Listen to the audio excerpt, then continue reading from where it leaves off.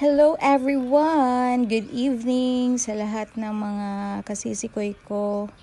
And then sa mga friendships na meron ako sa YT World. So, for today's video is mag-unboxing kami ni Hyacinth. Ito pala yung shop na dito ako nagpapagawa ng photo tiles dito sa Glovani Lorenzo Graphics. So, meron din silang sa Lazada, sa Facebook, tsaka sa TikTok. Ayan. So, dyan ako mostly nagpapagawa ng photo tiles na kung saan mayroong mga sizes sila. So, may malalaking sizes, mayroon ding mga maliliit. So, depende na sa preference ninyo kung anong gusto niyo mga sizes. Ako gusto ko kasi yung medyo malaki, pero ang costing ng 25 by 25 na order ko ngayon is umaabot siya ng 900 something.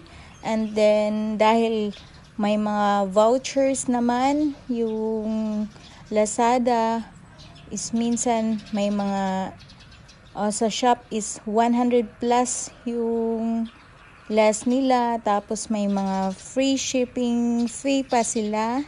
So ayan, naka-less ako. So ayan pala yung photo tiles. So kapag ganyan kalaki is hinahati nila yan para hindi masisira sa delivery. So ayan na nga. Parang puzzle na malaki yan. Yan yung family picture namin. So ayan, ako mismo yung nag-edit niyan. So kasi mas gusto ko sa yung highlight yung pictures, dahil kung ano lang yung ordinary na picture is medyo malabo. So highlight yan dahil naka-photo love, and then naghahanap lang din ako ng background. So para medyo may pagka siya portrait. So ayan, maganda tingnan. So kung ikakabit sa wall is halatang halata yung mga pagmumukha namin. So, may family picture na kami. So, ayan. Mas gusto ko kasi sa bahay is meron akong nakikita mga portrait na parang makukulay siya. So, mas nagbibigay alindog, mas nagbibigay saya sa ating pamamahay. So, ayan. Naisipan kong magpagawa dahil mas prefer sa akin na magkaroon ng mga portrait. Ayan, pinapagawan ko na yung family ko. Aside from family ko is yung mga friendship ko dyan sa circle of friends ko dyan sa YT World, na kung saan ka-close ko. Ayan, kinabit na ng asawa ko yung photo tiles sa wall. So, yan na nga yung itsura niyan pag kinakabit. May pandikit yan guys sa likod. So ikakabit mo lang yan.